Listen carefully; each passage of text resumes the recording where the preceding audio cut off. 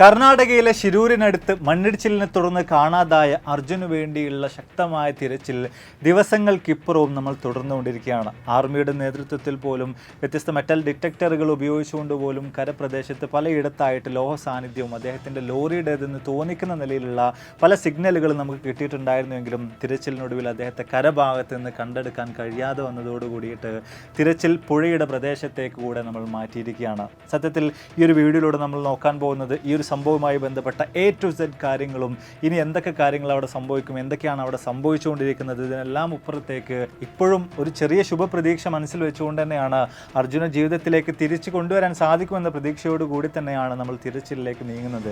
ഈ ഒരു കാര്യത്തിൻ്റെ സാധ്യതയെക്കുറിച്ചും വിശദമായ നിലയിൽ തന്നെ നമുക്ക് ഈ ഒരു വീഡിയോയിലൂടെ പരിശോധിക്കാം. എന്തൊക്കെ തന്നെയായാലും ഇവിടെ നമ്മൾ നോക്കുമ്പോൾ ജൂലൈ മാസം 8-ാം തീയതിയാണ് കോഴിക്കോട് കണ്ണാടിക്കൽ സ്വദേശിയായിട്ടുള്ള അർജുൻ എന്ന 30 വയസ്സുകാരൻ ഭാരത് ബെൻസിൻ്റെ 3523 എന്ന 12 വീലുള്ള വെഹിക്കിൾ എടുത്തുകൊണ്ട് വാഹനം എടുത്തുകൊണ്ട് കർണാടകയിലെ രാമഗിരിയിലേക്ക് യാത്രയാകുന്നത്. ഈ ഒരു യാത്രയുടെ പ്രധാനമായിട്ടുള്ള ഉദ്ദേശം രാമഗിരിയിൽ എത്തിയിട്ട് അവിടെ നിന്നും തടി നേരെ നാട്ടിലേക്ക് കൊണ്ടുവരിക എന്നുള്ളതായിരുന്നു. അങ്ങനെ തൻ്റെ ഉദ്ദേശം പോലെ തന്നെ അദ്ദേഹം തൻ്റെ വാഹനവുമായിട്ട് രാമഗിരിയിലേക്ക് എത്തുന്നുണ്ട്. ഏറെക്കുറെ 1.5 മീറ്ററോളം നീളത്തിലുള്ള വലിയ തടി കഷ്ണങ്ങൾ, ഏറെക്കുറെ 10-20 ടണ്ണോളം ഭാരം അതിന് വരുന്നുണ്ടെന്നാണ് നമുക്ക് മനസ്സിലാക്കാൻ സാധിക്കുന്നത്. അപ്പോൾ ഇത്രയും വലിയ ലോഡൊക്കെ തന്നെയും തൻ്റെ വാഹനത്തിലേക്ക് കയറ്റിയതിന് ശേഷം പനവേൽ കൊച്ചി റൂട്ടിൽ അദ്ദേഹം നാട്ടിലേക്കുള്ള യാത്ര ആരംഭിക്കുകയാണ്. ജൂലൈ മാസം 16-ാം തീയതി പുലർച്ചെ ഏറെക്കുറെ 3:30 വരെ അദ്ദേഹം തൻ്റെ സുഹൃത്തിനോട് സംസാരിച്ചുകൊണ്ട് തന്നെയാണ് ഈ ഒരു യാത്ര നടത്തിയിട്ടുണ്ടെന്നാണ് വാർത്തകളിൽ നിന്നൊക്കെ നമുക്ക് മനസ്സിലാക്കാൻ സാധിക്കുന്നത്. എന്തൊക്കെ തന്നെയായാലും കർണാടകയിലെ ശിരൂർ എന്ന് പറയുന്ന സ്ഥലവും പിന്നിട്ടുകൊണ്ട് ഏറെക്കുറെ 9 കിലോമീറ്റർ സഞ്ചരിച്ച് കഴിഞ്ഞ് ഒരുപാട് ലോറികളും മറ്റൊക്കെ സാധാരണ നിർത്തിയിടുന്ന ഒരു ധാബയുടെ അടുത്തായിട്ട് അദ്ദേഹവും തൻ്റെ വാഹനത്തെ പാർക്ക് ചെയ്യുന്നുണ്ട്. അദ്ദേഹം അതിൽ കിടന്നുറങ്ങാനുള്ള നടപടികളൊക്കെ തന്നെ സ്വീകരിക്കുന്നുണ്ട്. അദ്ദേഹം ഈ വാഹനം നിർത്തിയിട്ടുണ്ടായിരുന്ന സ്ഥലത്തെക്കുറിച്ച് നമ്മൾ പരിശോധിച്ച് നോക്കുകയാണെങ്കിൽ ഇപ്പോൾ നമുക്ക് ഗൂഗിൾ സ്ട്രീറ്റ് വ്യൂയുടെ സഹായത്തോടു കൂടെ തന്നെ ആ സ്ഥലത്തെ കൃത്യമായിട്ട് തന്നെ മനസ്സിലാക്കാനുള്ള ഓപ്ഷൻസ് ഉണ്ട്. അപ്പോൾ അതിൻ്റെ ലിങ്ക് വേണമെങ്കിൽ ഞാൻ ഏതായാലും താഴെ കൊടുക്കാം. നിങ്ങൾക്ക് വേണമെങ്കിൽ ആ ഒരു സ്ഥലത്തിൻ്റെ കൃത്യമായിട്ടുള്ള ഒരു ധാരണ നിങ്ങൾക്ക് അതിലൂടെ ഉണ്ടാക്കിയെടുക്കാൻ സാധിക്കുന്നതായിരിക്കും. ഇതിൽ നമ്മൾ നോക്കുന്ന അവസരത്തിൽ തന്നെ നമുക്ക് കാണാൻ സാധിക്കുന്നുണ്ട്, ഒരു സൈഡിലായിട്ട് വലിയ മലയാണ്, അതിന് നടുക്കൂടെയാണ് ഈ റോഡ് കടന്നു പോകുന്നത്. അതും കഴിഞ്ഞ് വലത് ഭാഗത്തേക്ക് നമ്മൾ നോക്കുമ്പോൾ നമുക്ക് കാണാൻ സാധിക്കുന്നത് ഗംഗാവലി എന്ന് പറയുന്ന റിവർ ഒഴുകുന്നതായിട്ടാണ്. ഈ ഒരു പുഴയുടെ കാര്യം തന്നെ എടുത്ത് പരിശോധിച്ച് നോക്കുകയാണെങ്കിൽ ഏറെക്കുറെ 25 അടിയോളം ആഴമുണ്ട് ഈ പ്രദേശത്ത് എന്നാണ് പറയുന്നത്. എന്തൊക്കെ തന്നെയായാലും ഈ ഒരു സ്ഥലത്ത് തന്നെയാണ് ആ ധാബയുടെ നേരെ ഓപ്പോസിറ്റ് സൈഡിലായിട്ടാണ് അർജുൻ തൻ്റെ 12 വീലുള്ള ഭാരത് ബെൻസിൻ്റെ 3523 വാഹനം പാർക്ക് ചെയ്യുന്നത്. ഇവിടെയൊക്കെ തന്നെയും നമ്മൾ ഈ ഒരു ഗൂഗിൾ സ്ട്രീറ്റ് വ്യൂവിൽ നോക്കുകയാണെന്നുണ്ടെങ്കിൽ റോഡ് നിർമ്മാണത്തിൻ്റെ ഭാഗമായിട്ട് ഹൈവേ വികസനത്തിൻ്റെ ഭാഗമായിട്ട് അവിടെ ലെഫ്റ്റ് സൈഡിലുള്ള ആ ഒരു മലയിൽ വ്യത്യസ്ത തരത്തിലുള്ള ഖനന പ്രക്രിയകൾ അല്ലെങ്കിൽ ആ മലയുടെ ഭാഗം കട്ട് ചെയ്തെടുക്കുന്നതുമായി ബന്ധപ്പെട്ട പ്രക്രിയകളൊക്കെ തന്നെയും നടന്നിട്ടുള്ളതായിട്ട് വ്യക്തമായിട്ട് നമുക്ക് കാണാൻ സാധിക്കുന്നുണ്ട്. നല്ല ചുവന്ന മണ്ണ് അവിടെ കാണാൻ സാധിക്കുന്നുണ്ട്. ഏത് സമയത്ത് വേണമെങ്കിലും മുകളിൽ നിന്ന് മണ്ണ് താഴേക്ക് നീങ്ങി വരാനുള്ളൊരു സാധ്യത കൂടെ ഈ ഒരൊറ്റ ഗൂഗിൾ സ്ട്രീറ്റ് വ്യൂവിൽ നിന്നുള്ള ഇമേജുകൾ, അതിൽ നിന്നുള്ള വിഷ്വൽസ് വെച്ചുകൊണ്ട് നമുക്ക് മനസ്സിലാക്കാൻ സാധിക്കുന്നുണ്ട്. മാത്രമല്ല സമീപത്തുള്ള ചില ഭാഗങ്ങളിലൊക്കെ തന്നെയും ഈ മണ്ണ് മുകൾ ഭാഗത്തു നിന്ന് റോഡിലേക്ക് വഴുതി വീണിട്ടുള്ളതായിട്ട് കൂടെ നമുക്ക് പല ഭാഗത്തും ഈ സ്ട്രീറ്റ് വ്യൂവിലൂടെ നോക്കുന്ന അവസരത്തിൽ തന്നെ കാണാൻ സാധിക്കുന്നുണ്ട്. എന്തൊക്കെ തന്നെയായാലും ഇത്തരത്തിലുള്ള ഈ ഒരു പ്രദേശത്തിൽ തന്നെയാണ് അർജുൻ അവിടെ വാഹനം പാർക്ക് ചെയ്ത് മണിക്കൂറുകൾക്ക് ശേഷം രാവിലെ ഏറെക്കുറെ 8:30-8:45 ആകുന്ന സമയത്ത് വലിയൊരു ദുരന്തം തന്നെ സംഭവിക്കുന്നത്. ഇടതുഭാഗത്തുള്ള ഈ വലിയ മല നേരെ താഴ്ഭാഗത്തേക്ക് തെന്നി നീങ്ങി വരികയാണ്. വലിയൊരു ലാൻഡ് സ്ലൈഡ് തന്നെ, വലിയൊരു മണ്ണിടിച്ചിൽ തന്നെ അവിടെ സംഭവിക്കുകയാണ്. ഇതിൻ്റെ ഒരു ആഘാതം എത്രത്തോളമാണ് എന്ന് നമ്മൾ പരിശോധിച്ച് നോക്കുകയാണെങ്കിൽ ഇപ്പോൾ ഈ ഒരു ഗൂഗിൾ സ്ട്രീറ്റ് വ്യൂവിലൊക്കെ നമ്മൾ നോക്കുന്ന അവസരത്തിൽ അവിടെ നമുക്കൊരു ധാബയും അതിനോട് ചേർന്നിട്ടുള്ള ഒരുപാട് ഭാഗങ്ങളൊക്കെ കൃത്യമായിട്ട് കാണാൻ സാധിക്കുന്നുണ്ട്. ഒരുപാട് മരങ്ങളും മറ്റൊക്കെ കാണുന്നുണ്ട്. പക്ഷേ ഇപ്പോൾ അതൊന്നും അവിടെ ഇല്ലാത്ത നിലക്ക് വലിയൊരു ലാൻഡ് സ്ലൈഡ് തന്നെയാണ് അവിടെ സംഭവിച്ചിട്ടുണ്ടായിരുന്നത്. മീറ്ററുകളോളം ഉയരത്തിൽ പൂർണ്ണമായിട്ടും ഈ പ്രദേശത്ത് നിന്ന് മണ്ണ് മൂടി കിടക്കുന്നതാണ് നമുക്കവിടെ കാണാൻ സാധിക്കുന്നത്. മാത്രമല്ല ഇവിടെ നിർത്തിയിട്ടിട്ടുണ്ടായിരുന്ന ഒരു ലോറി പൂർണ്ണമായിട്ടും, ഒരു ടാങ്കർ പൂർണ്ണമായിട്ടും ഗംഗാവലി പുഴയിലേക്ക് എത്തിയിട്ടുണ്ടായിരുന്നു. അതായത് ഈ റോഡിന് ഇടത് ഭാഗത്തായിട്ട് നിർത്തിയിട്ടുണ്ടായിരുന്ന ഒരു ടാങ്കർ ലോറി ഈ ഒരു റോഡും കടന്ന് ഈ ഒരു ധാബിയുടെ ഭാഗവും കടന്ന് നേരെ ഗംഗാവലി എന്ന് പറയുന്ന പുഴയിലേക്ക് എത്തിയിട്ടുണ്ടായിരുന്നു എന്ന് മാത്രവുമല്ല ഈ ഒരു ടാങ്കർ ലോറിയെ പിന്നീട് കണ്ടെത്തിയിട്ടുണ്ടായിരുന്നത് ഈ ഒരു സ്ഥലത്ത് നിന്ന് ഏറെക്കുറെ 7 കിലോമീറ്ററുകൾ മാറിയിട്ടാണ്. അതായത് ഈ ഒരു ലാൻഡ് സ്ലൈഡ് അതോടൊപ്പം തന്നെ ഗംഗാവലി എന്ന് പറയുന്ന പുഴയിലെ ശക്തമായിട്ടുള്ള ഒഴുക്കും കൂടെ ഒരുമിച്ച് ചേർന്നതോട് കൂടിയിട്ട് അവിടെ വലിയൊരു അപകടം തന്നെ സംഭവിച്ചിട്ടുണ്ടായിരുന്നു.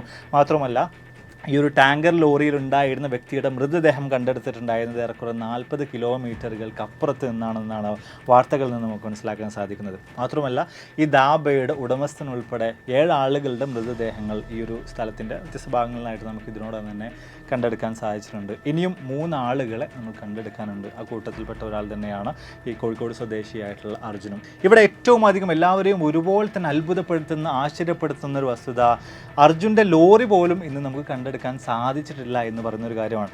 ഈ വാഹനത്തിൻ്റെ കാര്യം നമ്മൾ പരിശോധിക്കുകയാണെങ്കിൽ അതിന് ഏറെക്കുറെ 10 മീറ്ററിലധികം നീളം വരുന്നുണ്ട്, 2.5 മീറ്ററോളം വീതിയുണ്ട്, 3 മീറ്ററോളം ഉയരമുണ്ട്. അതായത് അത്ര ചെറിയൊരു സാധനമല്ല, വലിയൊരു വാഹനം തന്നെയാണ് ഇവിടെ കാണാതായിട്ടുള്ളത്.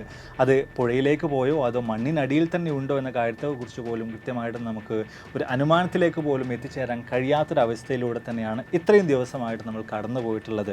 ഇവിടെ ആദ്യം തന്നെ ഏവരും ഒരുപോലെ തന്നെ ചിന്തിച്ചിട്ടുണ്ടായിരുന്ന ഒരു കാര്യം, മുമ്പ് ടാങ്കർ ലോറി പുഴയിലേക്ക് എത്തിയതുപോലെ തന്നെ അർജുൻ ഉണ്ടായിരുന്ന ആ വാഹനവും ഇതുപോലെ തന്നെ ഗംഗാവലിയിലേക്ക് എത്തിയിട്ടുണ്ടാകും, ഒരുപക്ഷെ അതിലൂടെ നീങ്ങിയിട്ടുണ്ടാകും എന്ന് തുടങ്ങിയിട്ടുള്ള കാര്യങ്ങളാണ്. പക്ഷേ അദ്ദേഹത്തിൻ്റെ ഭാര്യയൊക്കെ പറയുന്നത് ഈ സംഭവം നടന്നിട്ട് മണിക്കൂറുകൾക്ക് ശേഷം പിറ്റേ ദിവസം പോലും അദ്ദേഹത്തിൻ്റെ 2ാമത്തെ മൊബൈൽ ഫോണിലേക്ക് വിളിച്ച അവസരത്തിൽ അദ്ദേഹത്തിൻ്റെ ഫോൺ റിങ് ചെയ്തിട്ടുണ്ടായിരുന്നു എന്നൊരു കാര്യമാണ്.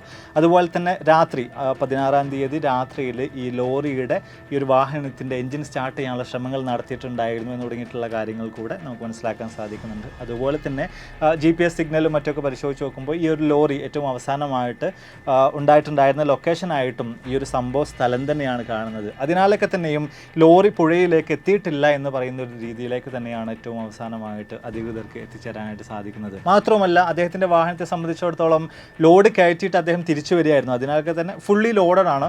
ഏറെക്കുറെ ഈ ഒരു വാഹനത്തിൻ്റെയും അതിലുണ്ടായിരുന്ന ലോഡിൻ്റെയും ഉൾപ്പെടെയുള്ള ഭാരം എന്ന് പറയുന്നത് ഏറെക്കുറെ 40 ടണ്ണോളം വരുന്നുണ്ട്.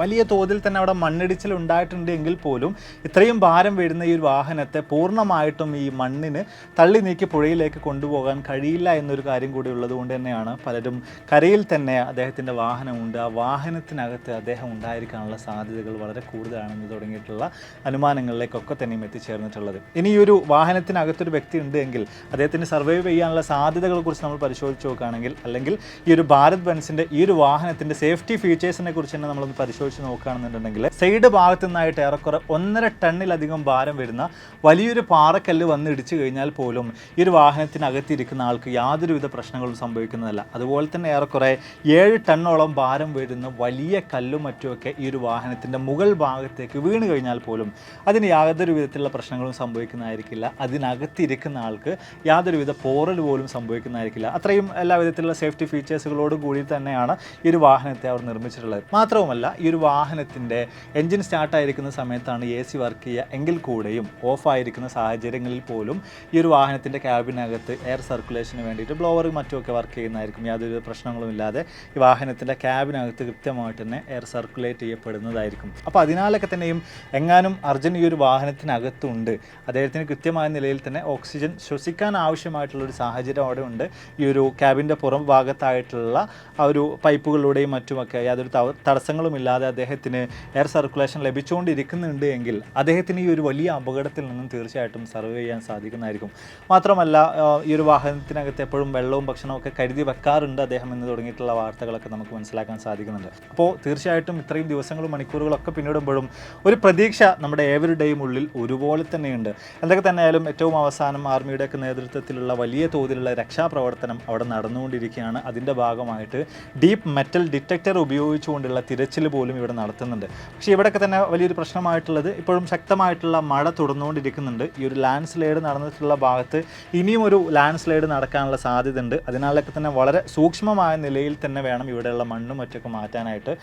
ശാസ്ത്രീയമായ നിലയിൽ തോന്നിയ നിലക്കൊക്കെ പെട്ടെന്ന് തന്നെ നമ്മൾ വലിയ തോതിൽ മണ്ണെടുത്ത് മാറ്റുകയാണെന്നുണ്ടെങ്കിൽ മുകൾ ഭാഗത്തുള്ള മണ്ണ് ഇനിയും ഇടിഞ്ഞു വീണ് വലിയ അപകടങ്ങളിലേക്ക് അത് നമ്മളെ കൊണ്ടെത്തിക്കുന്നതായിരിക്കും. അതുകൊണ്ടൊക്കെ തന്നെ ഉള്ളൊരു പ്രശ്നങ്ങൾ തീർച്ചയായിട്ടും അവിടെ നേരിടുന്നുണ്ട്. ഇത്തരത്തിൽ വലിയ തോതിൽ മണ്ണെടുത്താൽ അത് അപകടത്തിലേക്ക് നയിക്കുമെന്നുള്ള കാര്യം ജിയോളജിക്കൽ സർവേ ഓഫ് ഇന്ത്യ തന്നെ മുന്നറിയിപ്പ് നടത്തിയിട്ടുണ്ട്. ഇനി ഇവിടെ ഈ ഒരു ഡീപ്പ് മെറ്റൽ ഡിറ്റക്ടറുകൾ ഉപയോഗിച്ചുകൊണ്ട് കൃത്യമായിട്ട് നമുക്ക് ഈ ലോറിയെ കണ്ടെത്താൻ സാധിക്കുമോ എന്ന കാര്യത്തെക്കുറിച്ച് നോക്കുകയാണെങ്കിൽ തീർച്ചയായിട്ടും ഇതങ്ങനെ ചെറിയൊരു വാഹനമല്ല, വലിയ ഏറെക്കുറെ 10 മീറ്ററോളം വലുപ്പമുള്ള വലിയൊരു വാഹനം തന്നെയാണ്.